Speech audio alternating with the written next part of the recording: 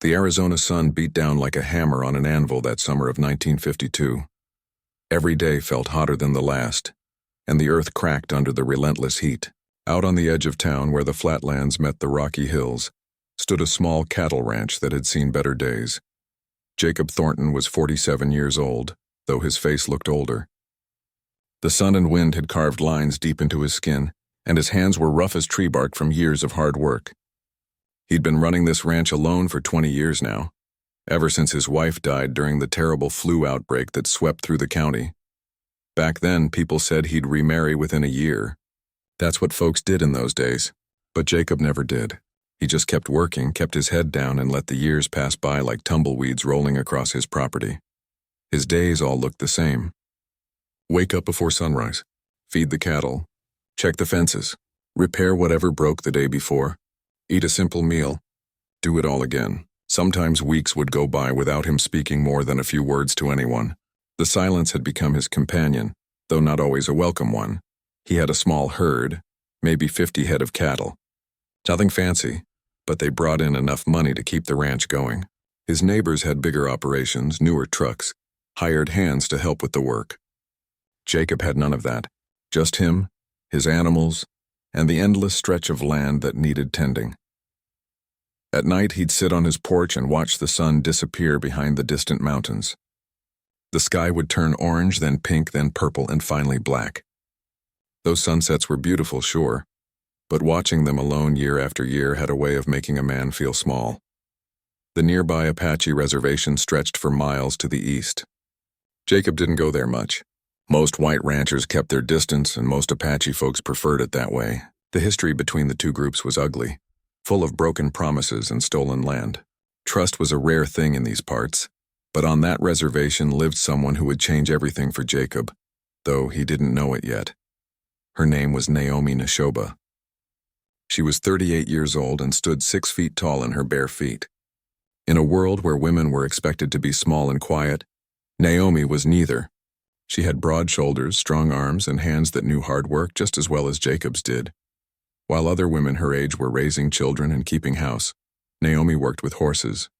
She had a gift for it that people talked about for 3 counties over. A wild horse that nobody could break? Bring it to Naomi. A spooked mare that wouldn't let anyone near? Naomi could calm it down. She understood horses in a way that seemed almost magical, though she'd tell you it was just patience and respect. She lived in a small house on her family's land, simple but sturdy. Her life, like Jacob's, followed a predictable pattern: work with the horses, care for her aging grandmother, tend her small garden. The reservation had its share of men, but none had ever really seen her. They were intimidated by her height, her strength, her independence. And Naomi had long ago stopped waiting for someone to look past all that. She told herself she was fine alone. She had her horses, her family, her work. What else did a woman need? But sometimes in the quiet moments between tasks, she'd feel something missing. A space in her life that stayed empty no matter how busy she kept herself. Both Jacob and Naomi had learned to live with loneliness. They'd each built walls around their hearts, not out of meanness, but out of protection. When you've been alone long enough, you start to believe that's just how things are meant to be. The reservation and the ranch were only about 15 miles apart, but they might as well have been on different planets. 2 separate worlds, 2 different communities, 2 people who'd given up on certain dreams. Jacob would drive past the reservation boundary on his way to town, never thinking much about who lived there. Naomi would see ranchers' trucks kicking up dust on the main road, never imagining one of them might matter to her someday. The summer heat kept building. The land grew drier. The cattle grew restless. And somewhere in the universe, forces were aligning to bring these 2 lonely people together in a way neither could have predicted. Jacob's best breeding bull, a massive animal named Duke that he'd paid good money for, was getting more ornery by the day. The heat made all the animals irritable, but Duke was especially touchy. Jacob made a mental note to reinforce the fence around the bull's pasture, but like many things on a one-man ranch, it got pushed to tomorrow's list. Naomi was training a young stallion that week, a beautiful paint horse with spirit and intelligence. The work was slow but rewarding. She could see the horse learning to trust her, and that feeling never got old. Neither of them knew that a storm was coming. Not just the kind that brings rain and thunder, but the kind that changes everything. The kind that takes two separate lives running on parallel tracks and suddenly, violently brings them together. All it would take was one night of bad weather, one broken fence, and one wayward bull. Sometimes that's all fate needs. Just a small opening, a tiny crack in the routine, and everything you thought you knew about your life can turn upside down. Jacob went to bed that night thinking about fence repairs. Naomi fell asleep listening to the wind pick up outside her window. Neither of them had any idea that their long wait was almost over, that the loneliness they'd each carried for so many years was about to meet its match. The dust would settle. The distance would close, and two people who'd stopped believing in second chances were about to get one anyway. The storm hit just after midnight with a fury that seemed personal. Lightning cracked across the sky like it was trying to split the world in half. Thunder rolled so loud it shook the windows in their frames. Rain came down in sheets, driven sideways by wind that screamed through every gap and crack. Jacob woke up instantly, that sixth sense that ranchers develop telling him something was wrong. He pulled on his boots and rain slicker, grabbed his flashlight, and headed out into the chaos. The first thing he checked was the cattle, counting heads by lightning flash, making sure none were hurt or panicked into doing something stupid. That's when he noticed Duke was gone. The big bull's pen stood empty, the gate hanging open where the wind had torn it loose. Jacob cursed under his breath. 1,000 pounds of angry bull running loose in a storm was about the last thing he needed. He saddled up his horse, pulled his hat down tight, and headed out into the darkness to track the animal down. The rain made tracking nearly impossible, but Jacob knew his land. More importantly, he knew Duke. The bull would head for high ground somewhere he felt safe. Jacob followed his gut, riding east toward the boundary of his property and beyond. Hours passed. The storm began to ease as dawn approached, the rain dropping to a steady drizzle. Jacob was soaked through, exhausted, and starting to worry he'd lost his best bull for good. Then he saw it in the growing light, fence posts marking the edge of the Apache reservation. He'd ridden farther than he'd realized, and there, in a sturdy corral next to a small house, stood Duke, calm as could be. Like he hadn't just led Jacob on a 5-hour chase through a storm. Jacob sat on his horse for a moment, just staring. How had the bull ended up in someone's corral? Who'd managed to get that stubborn animal contained? He dismounted slowly, every muscle aching, and walked toward the corral. That's when he saw her. Naomi stood in the corral with Duke, one hand resting on the bull's massive shoulder. She was talking to him in a low, steady voice. The bull, who'd charge at anyone who came near him back at the ranch, stood perfectly still, almost peaceful. Jacob stopped in his tracks. The woman was tall, taller than most men he knew. She wore work clothes soaked from the rain, her long dark hair pulled back in a braid. She moved around the bull with complete confidence, no fear at all in her movements. She looked up and saw Jacob standing there. Their eyes met across the muddy ground. "This your bull?" she called out. Jacob found his voice. "Yes, ma'am. Broke loose during the storm. I've been tracking him for hours." Naomi gave Duke a final pat and walked over to the fence. Up close, Jacob could see her face was younger than he'd first thought, though her eyes had that same tired look he saw in his own mirror every morning. The look of someone who'd worked hard all their life. "Found him wandering near my property around 3 this morning," she said. "Figured someone would come looking eventually." "I'm much obliged," Jacob said, meaning it. "That bull's got a mean streak." "You're brave getting him into that corral," Naomi shrugged. "Animals aren't mean without reason. He was scared from the storm, that's all. Just needed someone to help him feel safe." Something about the way she said it made Jacob's chest tighten. It had been so long since anyone had said something that simple and true. He realized he was staring and looked away quickly. "I should get him back home," Jacob said, "but I owe you for your trouble. Let me pay you something, or I could help repair that fence over there." He pointed to a section of her property where posts had rotted through. Naomi considered this. Most white ranchers wouldn't offer to help. They'd just take their animal and leave. But this man seemed different. Tired, maybe a bit lost, but genuine. "I don't need money," she said. "But if you're serious about the fence, I wouldn't turn down the help." "I'm serious," Jacob said quickly. Too quickly. He cleared his throat. "I mean, it's the least I can do. I've got supplies and tools. Could come by tomorrow if that suits you." "Tomorrow's fine," Naomi said. They stood there for a moment in awkward silence, neither quite sure what to say next. The rain had stopped completely now. and the sun was starting to break through the clouds. Steam rose from the wet ground. Jacob loaded Duke into his trailer, which took some doing even with the bull's newfound calmness. As he worked, he kept glancing back at Naomi, who'd returned to her other chores. She moved with a kind of grace despite her size, comfortable in her own skin in a way Jacob admired. He climbed into his truck and started the engine. Naomi raised one hand in farewell. Jacob returned the gesture and drove away, Duke secured in the trailer behind him. The whole ride home, Jacob couldn't stop thinking about her. Not in any way he could explain exactly, just that something had shifted in him during that brief meeting. Like a door he'd kept closed for 20 years had cracked open just an inch. When he got back to his ranch, he unloaded Duke and made sure the bull's pen was properly secured this time. Then he went inside, peeled off his wet clothes, and stood under a hot shower until the chill left his bones. But even the hot water couldn't wash away the memory of those dark eyes meeting his, or the sound of that steady voice calming his angry bull. Jacob had lived alone so long he'd forgotten what it felt like to be curious about another person. To want to know more about someone. He told himself he was just being neighborly. Fixing her fence was the right thing to do, that's all. Common courtesy. Nothing more. But as he fell asleep that afternoon, exhausted from the long night, his last thought was of her hand resting on Duke's shoulder, fearless and sure. Over at the reservation, Naomi was thinking too, about the rancher with the sad eyes and the polite manner, about how he'd offered to help without being asked, about how he'd looked at her straight on, not flinching from her height or her directness. Most men either ignored her or stared too much.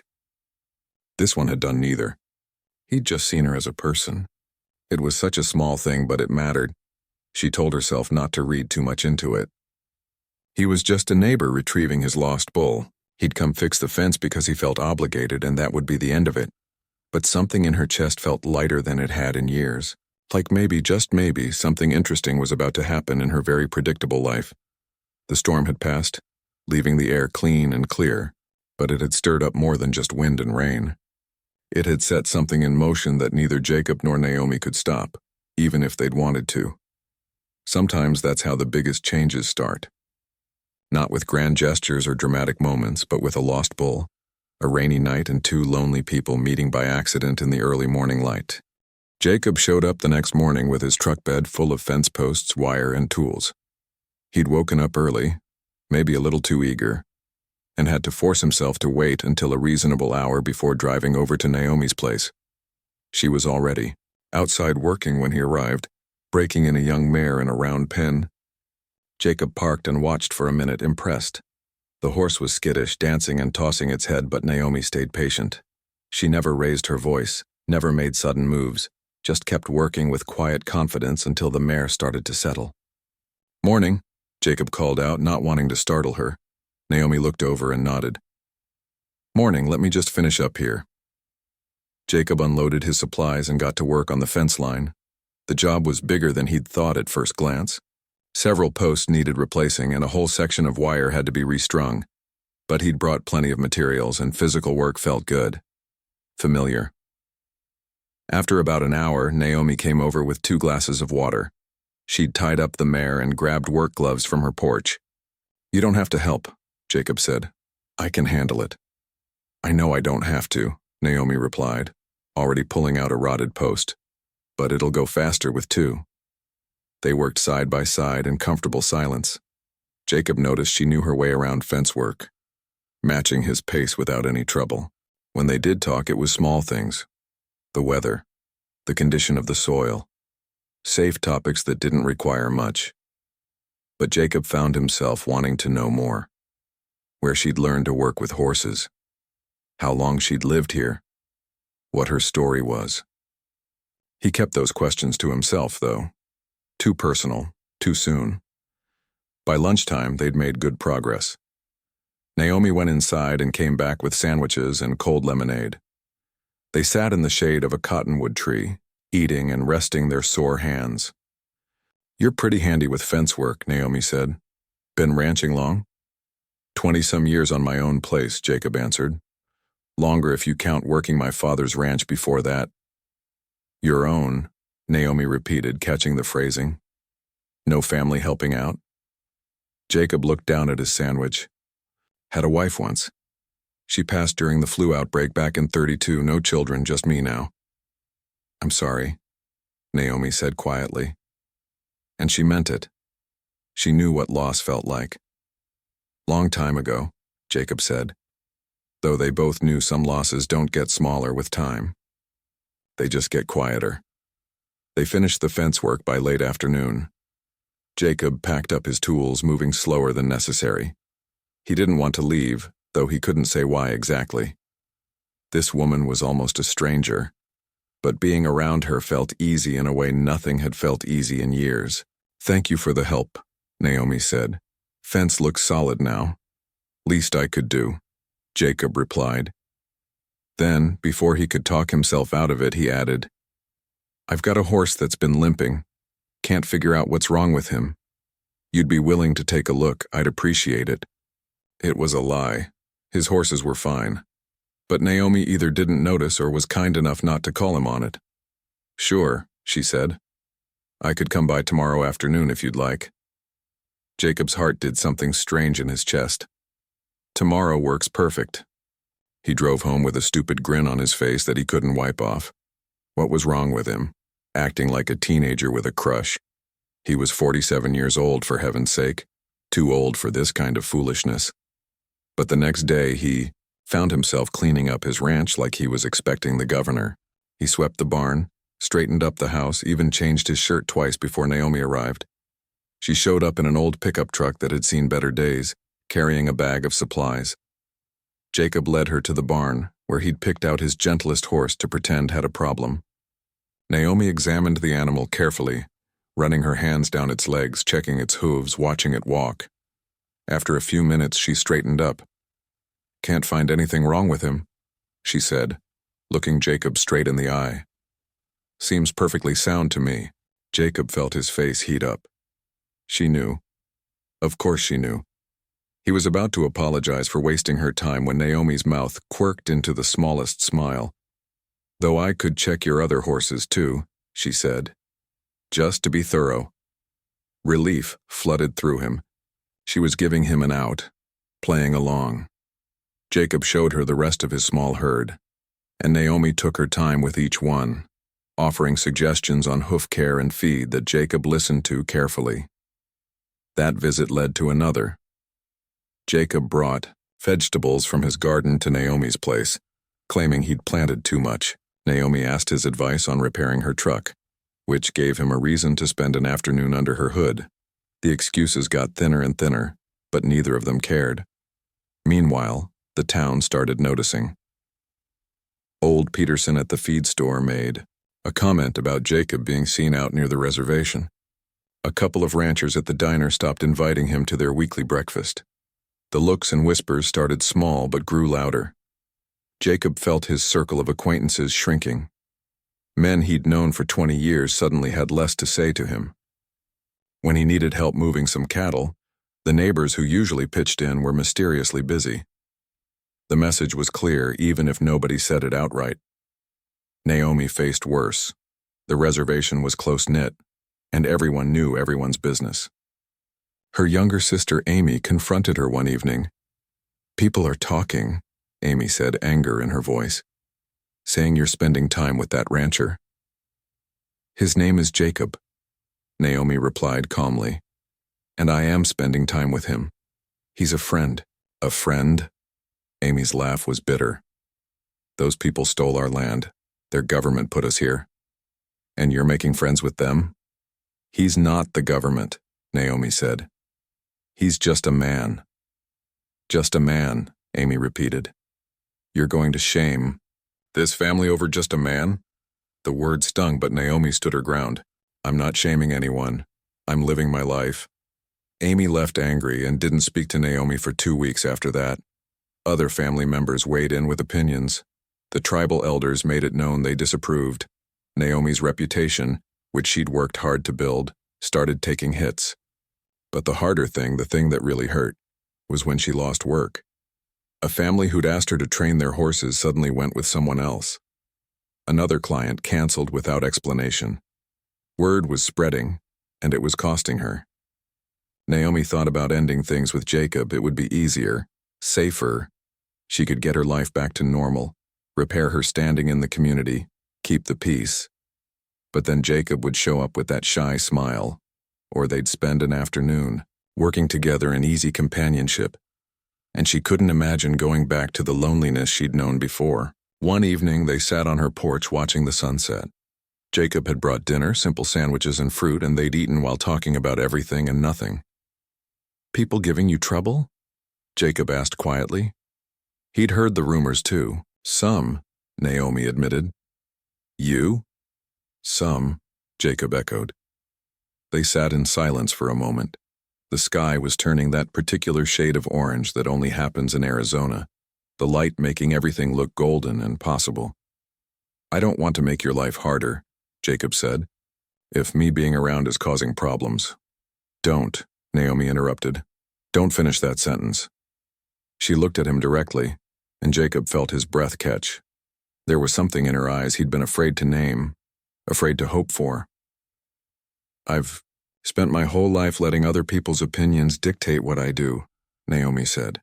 "I'm tired of it. I'm tired of being lonely because I don't fit someone's idea of what I should be."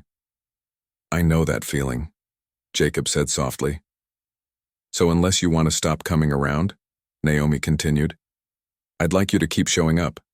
Let people talk. I don't care anymore." Jacob's hand found hers on the porch step. It was the first time they'd touched deliberately, and the contact felt electric. Her hand was rough from work, strong and capable, and fit perfectly in his. "I'll keep showing up," he promised. The fence between their two worlds was still there. The prejudice, the history, the communities pulling them apart. None of that had changed. But sitting there on that porch, hands linked while the sun went down, both of them felt something stronger than all that resistance. They felt hope, and after years of living without it, hope was powerful enough to face almost anything. Autumn came to Arizona with cooler mornings and longer shadows. The heat that had pressed down all summer finally eased, and the land seemed to breathe a sigh of relief. For Jacob and Naomi, the changing season brought a different kind of intensity. They saw each other nearly every day now, though neither had officially acknowledged what was happening between them. Jacob would finish his morning chores and find reasons to drive over to Naomi's place. She'd be expecting him. Coffee already brewing, some task conveniently needing two sets of hands. They worked well together. Naomi helped Jacob repair his barn roof. Jacob assisted her in building a new corral for the horses she was training. The physical labor gave them an excuse to be near each other without having to explain why. But underneath the comfortable routine, unspoken feelings were building like pressure in a kettle. Jacob would catch himself watching Naomi work, admiring not just her skill but the way she moved, the sound of her laugh, the quiet strength in everything she did. He'd start to say something, then stop himself. What right did he have to complicate her life further? Naomi felt it too. Sometimes when Jacob was focused on a task, she'd study his profile, noting the kindness in his eyes, the gentleness in his calloused hands despite their roughness. She'd imagine reaching out, touching his face, saying what was really in her heart. But fear would grip her and she'd look away. One perfect October evening, they rode out to watch wild horses on the mesa. It was something Naomi did regularly, studying the animals in their natural state, learning from how they moved and interacted. Jacob had asked to come along, and she'd agreed immediately. They sat on a rocky outcrop as the sun began its descent. Below them, a small herd of mustangs grazed peacefully, their coats gleaming in the golden light. A young stallion played with the foals while the mares kept watch. "They're beautiful," Jacob said quietly. "They're free," Naomi replied. "That's what makes them beautiful." Jacob turned to look at her. The evening light caught her features, and his chest tightened with an emotion so strong it almost hurt. He'd been alone for 20 years. He'd convinced himself he was fine with that he didn't need anyone. But sitting here next to Naomi, he realized what a lie that had been. "Naomi," he started, his voice rough, "I need to tell you something." She looked at him, and he saw hope and fear mixed in her expression. "What is it?" Jacob opened his mouth, then closed it again. What could he offer her, really? He was pushing 50, set in his ways with nothing but a struggling ranch and a community that was already turning against him for spending time with her. She deserved better, Someone younger, stronger, without all his baggage.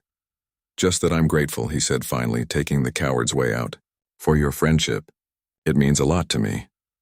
Something flickered across Naomi's face, disappointment maybe, quickly hidden. I'm grateful too, she said, turning back to watch the horses. The moment passed, but Jacob felt its loss acutely. He'd had his chance and choked on the words. What was wrong with him? Naomi felt it too, that missed opportunity hanging in the air between them. She'd hoped, just for a second, that he was going to say something real, something that matched the way he looked at her when he thought she wasn't paying attention. But maybe she'd been wrong. Maybe he really did just want friendship. Maybe she'd been reading too much into simple kindness. They rode back as the stars came out, quieter than usual. The easy companionship felt strained, weighed down by everything neither of them was saying. That night, Jacob lay awake in his empty house, staring at the ceiling. He was a fool. A complete fool. Here was this remarkable woman who somehow didn't seem to mind spending time with him, and he couldn't even tell her how he felt. But every time he tried to find the words, doubts crowded in. He thought about his height, average at best, next to her impressive stature. He thought about his age, the gray in his hair, the creaks in his joints on cold mornings. He thought about what people would say, the judgment they'd both face. More than that, he thought about what loving him would cost her. She was already losing work because of their friendship. What would happen if it became something more? Would the reservation community push her out entirely? Would she lose everything she'd built? Jacob had loved and lost before. He knew the pain of it. But he'd never had to watch his love cost someone else everything they had. That thought terrified him more than any rejection. Naomi in her own bed was having similar thoughts. She'd spent 38 years learning to protect herself. Men had always been intimidated by her size, her strength, her independence. The few who'd shown interest had wanted to diminish her, make her smaller to fit their expectations. Jacob was different. He never seemed bothered by her height, never asked her to be less capable, less direct, less herself. He just accepted her exactly as she was. But acceptance and love were different things. Maybe he liked her company but couldn't imagine actually being with her. Maybe she was reading romance into what was just loneliness seeking companionship. The fear of rejection stung, but the fear of losing what they already had hurt worse. If she spoke up and he didn't feel the same way, would their friendship survive? Could she stand to lose even this much? So both of them stayed silent, trapped by their own fears and doubts. The weeks continued. They kept finding excuses to be together. Jacob started eating dinner at Naomi's place more nights than not. Naomi helped him plan his planting strategy for spring. They talked about books they'd read, dreams they'd had, disappointments they'd survived. They learned each other's stories. Jacob told her about his wife, how young they'd both been, how the flu had taken her so quickly there hadn't even been time to say goodbye. Naomi shared how she'd been told her whole life she was too tall, too strong, too much, until she'd started to believe it herself. You're not too much, Jacob said firmly. Anyone who can't see how special you are is an idiot. Naomi felt tears sting her eyes. Nobody had ever said anything like that to her before. Thank you, she whispered.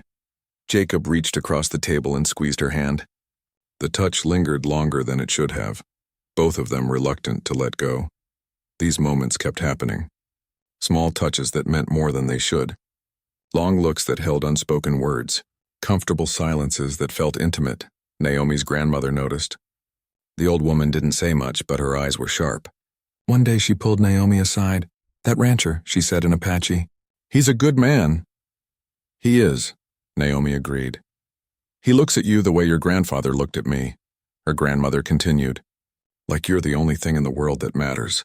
Naomi's heart clenched. I don't know if he feels that way, her grandmother snorted.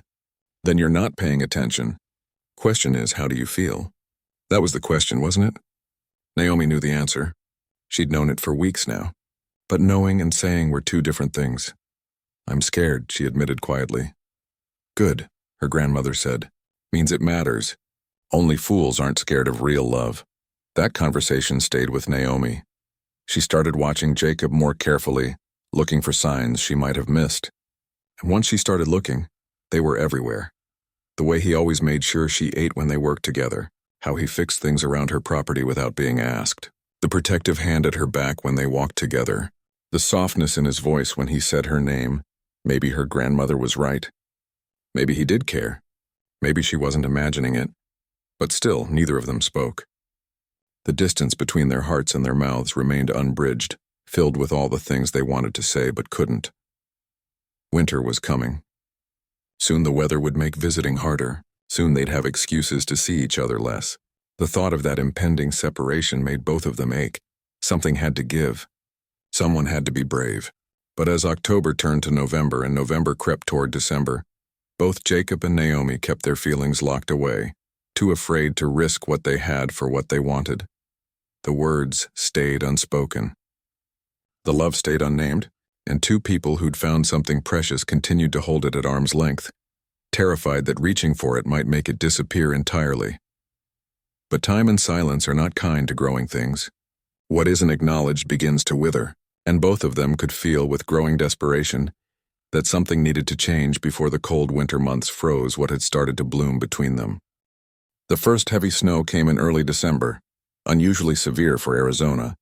It started during the night, fat white flakes falling silently while everyone slept.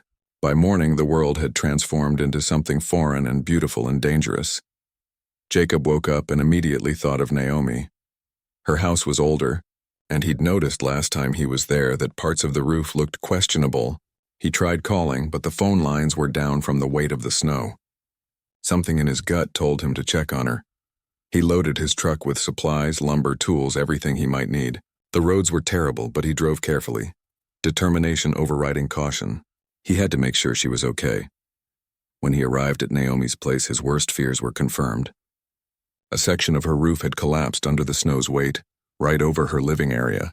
The damage was bad, exposing the inside of her house to the elements. Naomi was already outside surveying the damage, her face tight with worry. When she saw Jacob's truck pull up, relief flooded her features. "How bad is it?" Jacob called out, climbing down from his truck. "Bad enough," Naomi said. "I moved my grandmother to my bedroom, but I can't leave it like this. Everything will be ruined. Then we fix it," Jacob said simply. "I brought supplies." They worked without talking much, the urgency of the situation overriding everything else. The temperature was dropping fast and more snow was coming. They had to get at least a temporary cover-up before nightfall. Jacob climbed up onto the damaged roof, securing tarps and reinforcing weak sections. Naomi worked from below, handing up materials, bracing supports. It was cold, dangerous work. Jacob's hands went numb even through his gloves. His boots slipped on the icy shingles more than once, but they made progress. Slow, hard progress. By mid-afternoon, they had a temporary fix in place. Not perfect, but enough to keep the weather out until proper repairs could be done. They were just finishing up when Naomi's grandmother called out from the house. Company was coming.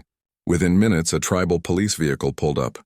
Two officers got out, both Apache, both looking serious. Jacob recognized the situation immediately. Someone had reported him being on reservation land without permission. Maybe someone with good intentions trying to enforce boundaries. Maybe someone who'd been looking for an excuse to cause trouble. "Sir, you need to leave," the first officer said. His tone was professional but firm. "You're on reservation property without authorization." "He's helping me repair my roof," Naomi said, stepping between Jacob and the officers. "I asked him to be here." "That's not how it works," the second officer replied. "There are procedures. Permits required for non-tribal members to conduct business on reservation land." "Business?" Naomi's voice rose. "He's my friend. He's helping me because my roof collapsed." "We understand," the first officer said, softer now. "But we've received complaints. We have to enforce the rules." Jacob put a hand on Naomi's shoulder. "It's okay," he said quietly. "I'll go." "No," Naomi said fiercely. "This is wrong and you know it." She turned to the officers. "How many times has he been here helping me? And suddenly today there's a problem? Who complained?" The officers didn't answer, which was answer enough.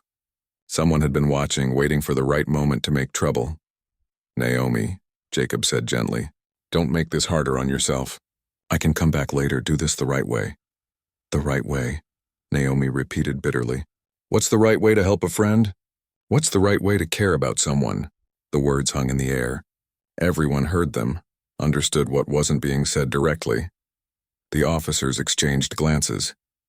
This was clearly more uncomfortable than they'd expected. "Ma'am, we're just doing our job. The gentleman needs to leave. If he doesn't, we'll have to take further action." Jacob squeezed Naomi's shoulder once, then let go. "I'll fix this properly," he promised. "Get the permits, do everything right. Your roof will hold until then." He gathered his tools and walked to his truck. Every step away from her felt wrong, but he didn't want to make things worse. As he drove away, he looked in his rearview mirror and saw Naomi standing there, arms crossed, watching him go. The image stayed with him all the way home. That night, Jacob couldn't sleep.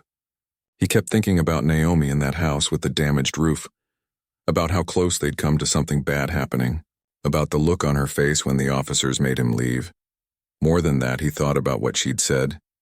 "What's the right way to care about someone?"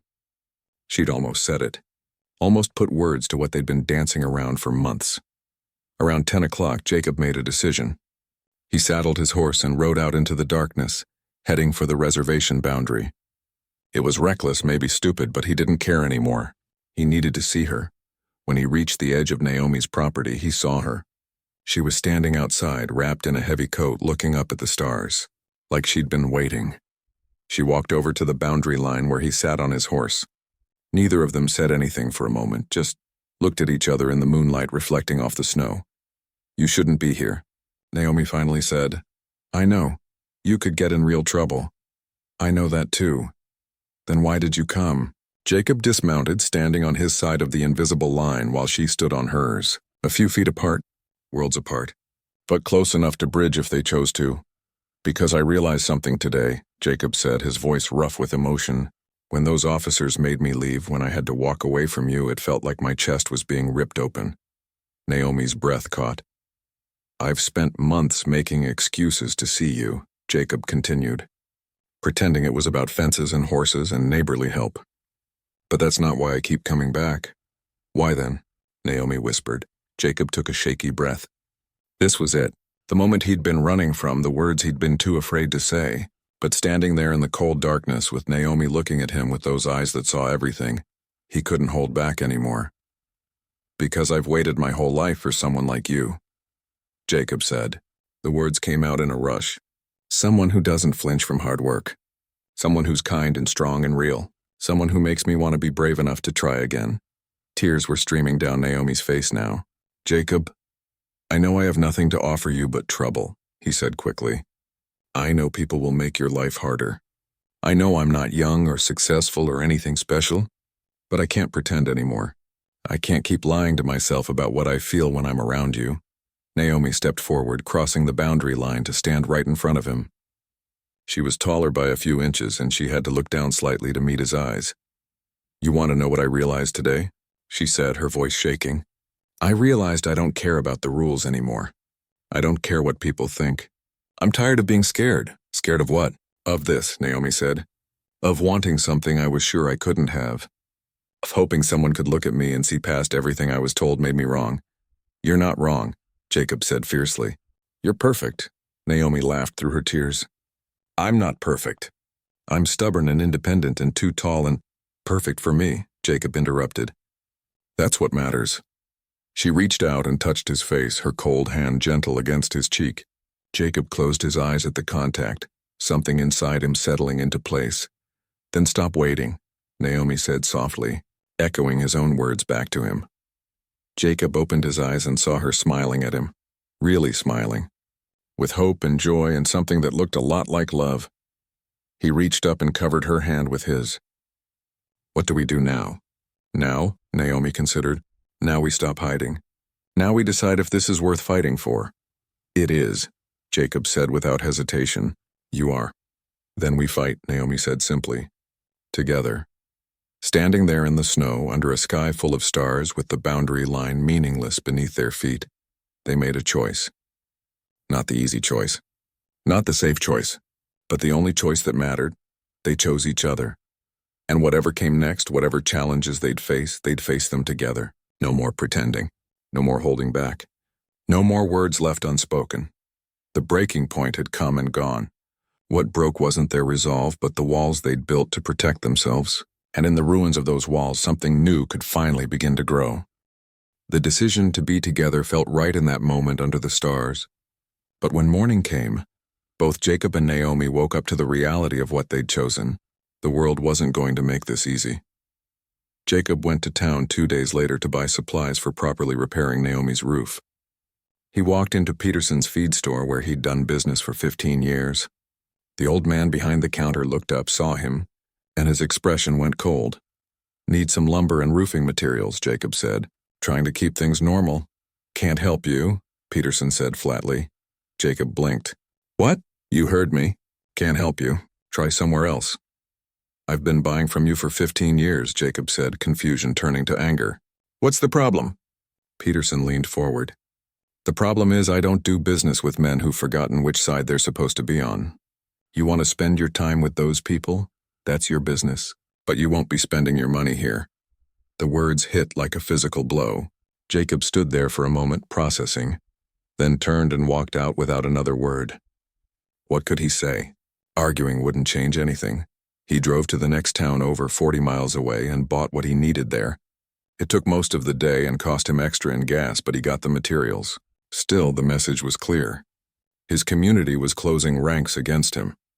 Over the next few weeks, the isolation got worse. The weekly card game he'd played in for years? Suddenly canceled. The church he'd attended since moving to Arizona. People stopped sitting near him. Started conversations would die when he approached. His biggest blow came when the cattle buyers he'd worked with for a decade informed him they'd be purchasing from other ranchers this season. No explanation given. Just a polite letter saying they were pursuing other options. Jacob sat at his kitchen table staring at that letter, doing math in his head. Without those buyers, he'd have to find new markets. That meant lower prices, less profit. His already struggling ranch was about to get a lot more struggling. He could fix this. All he had to do was stop seeing Naomi, apologize to the community, promise to stay on his side of the invisible line. They'd take him back. He knew they would. But when he thought about not seeing Naomi, about going back to the loneliness he'd lived with for 20 years, his chest tightened with something close to panic. He couldn't do it. Even for his ranch, even for financial security, he couldn't give her up. Naomi was facing her own battles. The tribal council called a formal meeting to discuss her inappropriate relationship. She sat in a room full of elders while they explained, in careful terms, why what she was doing was wrong. "You bring shame to your family," one elder said. "Your people. Have we forgotten what they've done to us?" Another added, "The land they took, the promises they broke." Naomi listened quietly until they were done, then spoke. "With respect, Jacob hasn't done any of those things. He wasn't even born when most of that happened. He's just a man trying to live his life same as me." "He's white," someone said, as if that explained everything. "He's kind," Naomi replied. "He's honest. He treats me with respect. Those things matter more to me than the color of his skin." The meeting ended badly. While they couldn't force her to stop seeing Jacob, they made their disapproval clear. And word spread fast on the reservation. The consequences came quickly. 2 families canceled contracts for horse training. A woman Naomi had known since childhood crossed the street to avoid her. Her sister Amy still refused to speak to her. Then came the worst blow. The reservation's breeding program, which had been Naomi's main source of income, informed her that her services would no longer be needed. They were going with another trainer. Naomi knew why. It wasn't about her skills. Everyone knew she was the best horse trainer around. But they were sending a message. Choose the community or choose the outsider. You can't have both. She sat on her porch that evening thinking about everything she'd lost in just a few weeks. Her income was cut in half. Her reputation was damaged. Her own family had turned against her. And for what? For a man she barely knew 6 months ago.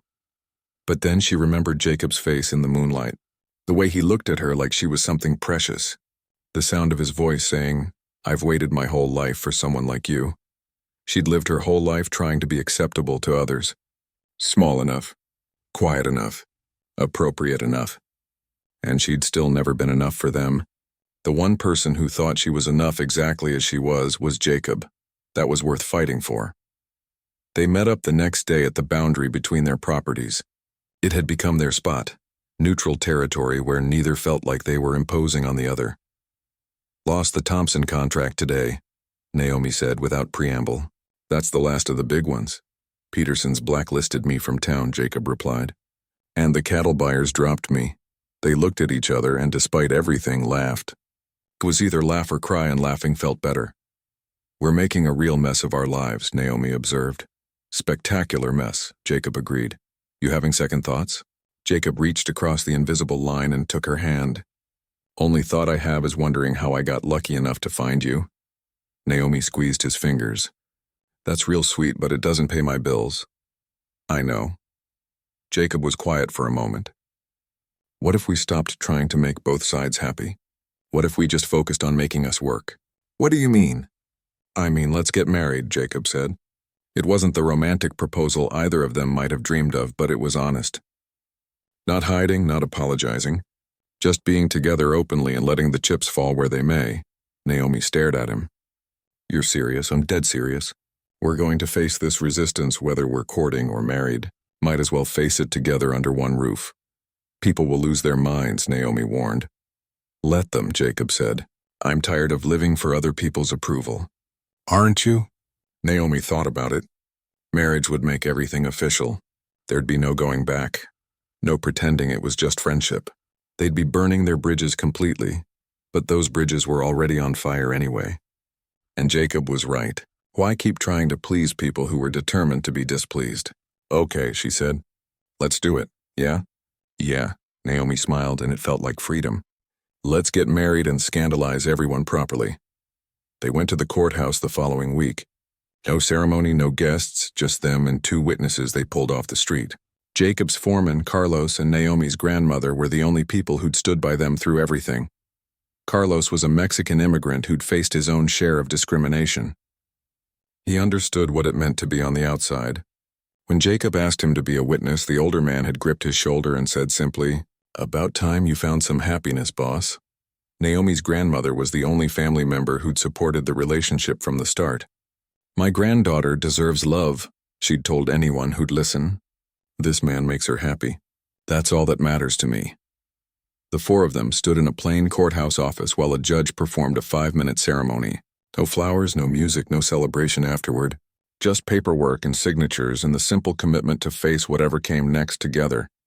When the judge said, "You may kiss the bride," Jacob had to stand on his toes slightly to reach Naomi's lips. She met him halfway, bending down, and their kiss was sweet and quick and full of promise. Well, Naomi said afterward, looking at the ring Jacob had bought. Simple gold with no frills. That's done, Jacob echoed. He looked at his own ring, still getting used to the weight of it. Now what?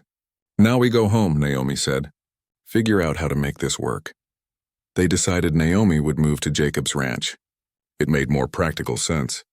His property was larger, had better facilities, and was where his cattle operation was based. But it also meant Naomi leaving the reservation, leaving the land her family had lived on for generations. The day she moved her things, only her grandmother came to say goodbye. The old woman hugged Naomi tight and whispered in Apache, "Be happy. That's the best revenge against those who doubted you." Moving in together revealed all the small adjustments they'd have to make. Jacob was used to silence and solitude. Naomi needed space to work with her horses. They bumped into each other's routines, learned each other's habits, figured out how to share a life they'd each lived alone for so long. But they also discovered unexpected joys. Waking up next to someone, sharing meals, having someone to talk to at the end of a long day. The simple comfort of not being alone anymore. Carlos proved invaluable. He helped Jacob find new cattle buyers in the next county. He spread word through the Mexican community about Naomi's horse training skills, bringing in new clients who didn't care about reservation politics or racial boundaries. Slowly, painfully, they started building something new. Not the life either of them had before, but something different, something that was theirs. The price of choosing each other had been steep. Jacob's standing in his community was destroyed. Naomi had lost her family and her position on the reservation. They both faced financial hardship and social isolation, but lying in bed at night, Naomi's head on Jacob's shoulder, his arm around her waist, both of them felt something they hadn't felt in years. They felt whole. "Do you regret it?" Jacob asked one night. "Everything you gave up?" Spring came to the ranch with a promise of renewal. The harsh winter had tested Jacob and Naomi's marriage in ways they hadn't expected, but they'd survived it. More than survived, they'd grown stronger. The morning light came through the bedroom window, warming their faces. Naomi woke first, as she usually did, and lay there watching Jacob sleep. His face was peaceful, the worry lines smoothed out. She still marveled sometimes that this was real, that she'd found this kind of companionship. Jacob's eyes opened, catching her watching. "Morning," he said, his voice rough with sleep. "Morning," she replied, smiling. These quiet moments were precious. Soon they'd both be up and working, the day's demands pulling them in different directions. But for now they had this peace. Over breakfast, Carlos knocked on the door. The foreman had become more than just an employee. He was a friend, an ally, someone who'd stuck with them when others had walked away. "Got someone wants to meet you two," Carlos said, accepting the coffee Naomi poured him. "Young Apache fella runs a small ranch about 20 miles east. Name's Thomas Whitehorse. Heard about Naomi's horse training, wants to talk business." Naomi and Jacob exchanged glances. Since the wedding, work had been scarce. The clients Carlos found helped, but they needed more steady income. "When?" Naomi asked. "This afternoon, if you're available," Carlos said. "I already told him you'd be interested." Thomas Whitehorse turned out to be in his late 20s, college-educated, with ideas about bridging traditional Apache methods with modern ranching techniques. He'd heard about Naomi not from reservation gossip, but from a buyer who'd seen her work. "I don't care about reservation politics," Thomas said bluntly, sitting in their kitchen. "I care about who's the best at what they do. From what I've heard, you're the best horse trainer in 3 counties. Naomi felt something loosen in her chest. To be judged on her skills rather than her choices felt like breathing fresh air. "I want to start a proper horse training business," Thomas continued. "Something that serves both reservation and non-reservation clients. But I need a partner who knows what they're doing. Someone with a reputation." "My reputation's pretty damaged right now," Naomi said honestly. Thomas shrugged. "Among some people, maybe. But there's a whole generation of us who don't care about the old grudges. We just want to build something good." They talked for hours, planning, discussing possibilities. By the time Thomas left, they had the framework for a partnership. Naomi would provide the training expertise. Thomas would handle the business side and provide additional facilities on his land. "This could work," Jacob said after Thomas drove away. He could see the excitement in Naomi's eyes, the first real hope he'd seen in months.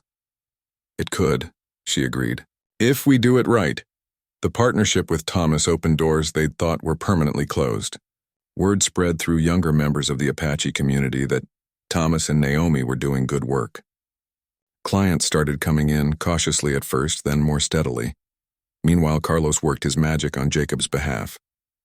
He knew people in the Mexican and immigrant communities who raised cattle, who needed reliable partners, who didn't care about small-town prejudices. Slowly, Jacob rebuilt his buyer network. One day, a truck pulled up that Jacob didn't recognize. A Mexican rancher named Miguel stepped out, introduced himself, and said Carlos had recommended Jacob's cattle. "I hear you're honest," Miguel said, "that you treat people fair regardless of where they're from." "I try to," Jacob said. "That's rare enough to be valuable," Miguel replied. "I'll take 20 head to start. If the quality's as good as Carlos says, I'll be a regular buyer." The transaction went smoothly. Miguel became not just a buyer, but a friend. He introduced Jacob to other ranchers, gradually building a network that existed outside the traditional white ranching community. It wasn't easy money. Jacob had to drive farther to make sales, deal with buyers who were less established. But it was honest work with honest people, and that mattered. As spring turned to summer, unexpected allies emerged. A young white couple moved to the area, fresh from California with progressive ideas. They heard about Jacob and Naomi's story and made a point of introducing themselves. "We think what you two are doing is brave," the wife said. "Not everyone in our generation believes in keeping people separate based on skin color." They were outliers, certainly. Most of the established white community still shunned Jacob, but these small pockets of support reminded them they weren't completely alone. Naomi's business with Thomas thrived. They developed a reputation for excellence that transcended community boundaries. Ranchers from across the state started bringing problem horses, willing to drive hours for Naomi's expertise. She was making more money than she ever had on the reservation, which came with its own complicated feelings. Part of her felt guilty for thriving after leaving, like she was proving the tribal council wrong in a way that might sting. But her grandmother, in one of her rare visits, set her straight. "You were always going to succeed," the old woman said. "The only question was whether they'd try to hold you back or let you soar. They chose to hold you back. That's their loss, not your shame." Jacob and Naomi started combining their knowledge in ways that improved the ranch. Naomi taught Jacob traditional Apache techniques for water conservation and land management. Jacob showed her business practices he'd learned over 20 years of ranching. Together, they created something unique, a ranch that used the best methods from both cultures, that proved cooperation worked better than division. They hired 3 workers that summer, people who needed jobs and didn't care about the couple's mixed marriage. 2 were young Apache men from Thomas's network. 1 was an older Mexican immigrant who'd worked with Carlos before. The ranch started to feel alive in a way it hadn't in years. There were voices, laughter, the sounds of productive work. Jacob would sometimes stop in the middle of a task and just listen, amazed at how full his life had become. One evening, a truck pulled up from town. Jacob tensed, expecting trouble. But the man who got out was Peterson's son, a guy about 30 who'd taken over some of his father's business. "Mr. Thornton," the younger Peterson said, removing his hat. "I wanted to apologize for my father's behavior. What he did, refusing you service, that wasn't right." Jacob was stunned silent. "I don't share all my dad's views," the young man continued. "And I think he was wrong to turn away a good customer over personal business. If you're willing, I'd like to earn back your business. It wasn't much. It wasn't the whole community accepting them, but it was something. A crack in the wall, a sign that maybe, slowly, minds were starting to change." "I appreciate that," Jacob said carefully. "I'll give you a try." That same week, Naomi received a letter from her sister, Amy. The first contact in almost a year. The letter was short, stiff, but it was communication. "I don't understand your choices," Amy wrote, "but you're still my sister. Grandmother says I'm being stubborn and foolish. Maybe she's right. If you ever want to talk, I'm willing to listen." Naomi cried reading that letter. It wasn't forgiveness exactly, but it was an opening, a possibility that maybe, someday, she could have both her love and her family. She showed the letter to Jacob that night. He held her while she cried, understanding that these were complicated tears. Relief and grief and hope all mixed together. "Small steps," he said quietly. "That's all we can ask for. Small steps forward." And that's what they were seeing. The ranch was profitable again. Naomi's business was growing. They had friends, workers, a life they'd built together from the ground up. It wasn't the life either of them had imagined. Jacob had pictured staying in his lonely routine until he died. Naomi had expected to remain on the reservation, accepted but alone. Instead, they'd created something new, a place where both cultures could exist together, where respect mattered more than tradition, where 2 people who'd been told they didn't belong together had proven everyone wrong. They still faced hostility. There were still people in both communities who disapproved, who made their lives harder when they could. The wounds from the initial rejection hadn't fully healed, but they'd found new ground. Not native land or white land, but theirs. A place they'd claimed together through hard work and refusal to give up. One Sunday evening, they sat on the porch watching the sunset, something that had become their ritual. Workers had gone home, chores were done, and they had this time to just be together. "You know what I realized today?" Naomi said, her hand in Jacob's. "What's that?" "I'm happy," she said simply. "Really, genuinely happy. I don't think I've ever been able to say that before." Jacob squeezed her hand. "Me too. For the first time in 20 years, I'm happy." The sun dipped below the horizon, painting the sky in brilliant colors. Their land stretched out before them, alive with possibility. They'd lost a lot to be together. Communities, relationships, security. But what they'd gained was worth infinitely more. They'd gained each other, and in doing so, they'd gained themselves. The new ground they'd found wasn't on any map. It existed in the space between worlds, the place where 2 lonely people had met and decided to build something beautiful. And it was theirs, completely and forever theirs. The 1960s arrived with winds of change blowing across America. The civil rights movement was gaining momentum. Young people were questioning old prejudices, and slowly, grudgingly, attitudes were beginning to shift. Jacob reached over and took her hand, their fingers intertwining automatically after so many years. "I still remember that night in the snow, when I finally told you how I felt. I've waited my whole life for someone like you. Naomi quoted softly. I remember every word. And you told me to stop waiting, Jacob said, smiling at the memory. Best advice I ever gave, Naomi replied. They sat in comfortable silence as the sky turned orange and pink. The land stretched out before them, the same land they'd worked together for over a decade. But it felt different now. It felt like home in a way neither of their original homes ever had. A truck pulled up the drive and they recognized Thomas's vehicle.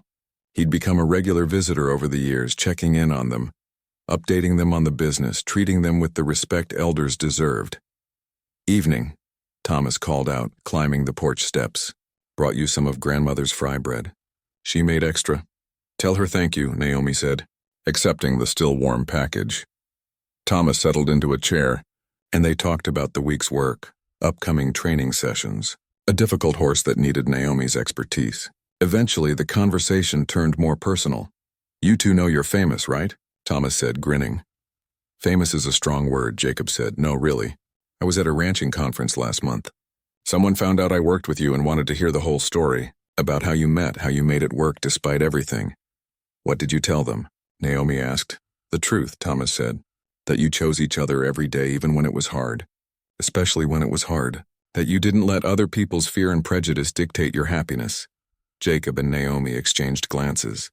It was strange to think of their private struggle as something inspiring to others. To them, it had just been life. Making choices, facing consequences, loving each other through it all. People need to hear stories like yours, Thomas continued. Especially now, with everything changing in the country. They need to know that different kinds of people can build a life together. After Thomas left, Jacob and Naomi remained on the porch as stars began appearing in the darkening sky. You think we made a difference? Naomi asked quietly. Jacob considered the question. He thought about the young couples who'd sought their advice. The workers from different backgrounds who'd found common ground on their ranch. The younger generation questioning old prejudices. Maybe, he said, we didn't set out to change the world. We just wanted to be together. And that was enough, Naomi said. That was everything, Jacob corrected. The years continued to pass. They celebrated their 15th anniversary, then their 20th. Their hair grayed, their movements slowed, but the core of who they were remained unchanged. The ranch remained profitable, though they'd scaled back operations. They kept just enough cattle to stay busy, focused more on Naomi's training business, which she could manage with less physical strain. The town's attitude had shifted dramatically by the early 1970s. New families had moved in. Old prejudices had faded with the older generations passing. Jacob could shop anywhere now without hostility. Some store owners even sought out his business, having heard about his reputation for honesty. On the reservation, Naomi was remembered as the woman who'd left but succeeded. Young people spoke of her with pride rather than shame. She'd proven that following your heart didn't mean abandoning your heritage. She'd just expanded what that heritage could include. One spring afternoon, a reporter from a regional magazine showed up wanting to do a story about their marriage. Jacob was reluctant, but Naomi convinced him to agree. If our story helps even one person feel less alone, she said, it's worth the discomfort. The article, when it came out, was titled Love Across Boundaries, an Arizona Ranch Story. It was respectful, honest, capturing both the struggles and the triumphs. Letters poured in afterward from couples in similar situations, thanking them for being visible, for showing it was possible. Jacob read those letters with tears in his eyes. All they'd done was love each other. All they'd done was refuse to give up. And somehow that had mattered to people they'd never meet. As they entered their 70s, health issues started creeping in as they do. Jacob's knees bothered him more. Naomi developed arthritis in her hands, making horsework harder. But they adapted, accepting help when needed, slowing down when necessary. Carlos passed away peacefully at 83. His funeral was packed with people from all communities. In his will, he'd left a small sum to Jacob and Naomi with a note, forgiving an old immigrant hope that good people still exist. They used the money to set up a scholarship for young ranchers, regardless of background. It felt like the right way to honor their friend's memory. One evening, sitting on their porch as the sun set, Jacob felt overwhelmed with emotion. He looked at Naomi, her face lined with age but still beautiful to him, and felt gratitude so intense it hurt. What? she asked, noticing his expression. I was just thinking, Jacob said slowly, about what my life would have been if Duke hadn't broken loose that night. If that storm hadn't happened, you'd still be alone, Naomi said softly. And so would you, Jacob replied. All those years we each spent waiting, not even knowing what we were waiting for. But we found each other, Naomi said. Against all odds, we found each other. Jacob repeated the words that had changed everything, the words that had started their journey together. I've waited my whole life for someone like you. Naomi smiled, that same smile she'd given him in the snow all those years ago. And I'm glad you finally spoke up. They sat together as darkness fell, two people who'd defied expectations and built something beautiful from the ashes of rejection. Their legacy wasn't in children or wealth or status. It was in the example they'd set, the courage they'd shown, the love they'd refused to hide. Young couples would continue to seek them out for years to come. The ranch would remain a symbol of what's possible when people choose love over fear. And their story would be told and retold, inspiration for anyone who'd ever been told their love was wrong. But in that moment, on that porch, with stars emerging overhead and their hands clasped together, Jacob and Naomi weren't thinking about legacy or inspiration. They were simply grateful, grateful for a storm that brought them together, grateful for the courage to speak the truth, grateful for every hard choice that led them here, grateful for each other, for this life they'd built, for every sunset they'd watched together. The waiting had been long and lonely for both of them, but the finding, the loving, the building of a life together had made every year of waiting worthwhile. They'd waited their whole lives for each other. And when they finally found each other, they held on tight and never let go. That, in the end, was everything that mattered. And Naomi, now in their 50s, had become something unexpected in the borderlands. Not exactly accepted, but undeniable. Their ranch had grown into one of the more successful operations in the region. And Naomi's horse training business had clients from 4 states. People who'd once turned away now nodded in passing. Some even stopped to chat about the weather or cattle prices. It wasn't friendship exactly, but it was acknowledgement. They existed, they persisted, and that persistence had worn down some of the sharpest edges of hostility. One afternoon, a young Apache woman showed up at their ranch. She couldn't have been more than 20, and she looked nervous as she approached the house. Mrs. Thornton, she said hesitantly when Naomi answered the door. Naomi smiled. She'd never gotten used to being called Mrs. Thornton, but she liked it anyway. That's me. What can I do for you? My name's Rita. I'm dating a white man from town, the young woman said in a rush. And people are giving us trouble. My grandmother said I should talk to you. Said you'd understand. Naomi felt her heart squeeze. She invited Rita in, made coffee, and listened as the young woman poured out her story. It was familiar. Too familiar. The disapproval, the pressure, the fear of losing family over love. Does he make you happy? Naomi asked when Rita finished. He does, Rita said. He's kind and respectful, and he loves me for who I am. Then the rest is noise, Naomi said firmly. I won't lie to you. It'll be hard. Some people will never accept it.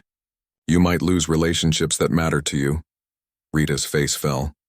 But, Naomi continued, you'll also discover who really loves you, who's willing to put your happiness above their prejudices, and the life you build with him, if he's the right person, will be worth every difficulty. Rita left looking more hopeful. Jacob had been listening from the other room, and he came in after she'd gone. We're giving relationship advice now? He said, smiling. Apparently, Naomi replied. When did we become the elders? When we stopped being the scandal and started being the example, Jacob said. Over the following years, more young couples sought them out. Mixed-race relationships were becoming more common, though still controversial. Jacob and Naomi's house became an unofficial refuge for couples facing the same storms they'd weathered. They offered practical advice about dealing with family rejection, building new support networks, staying strong when the world pushed back. But more than advice, they offered proof.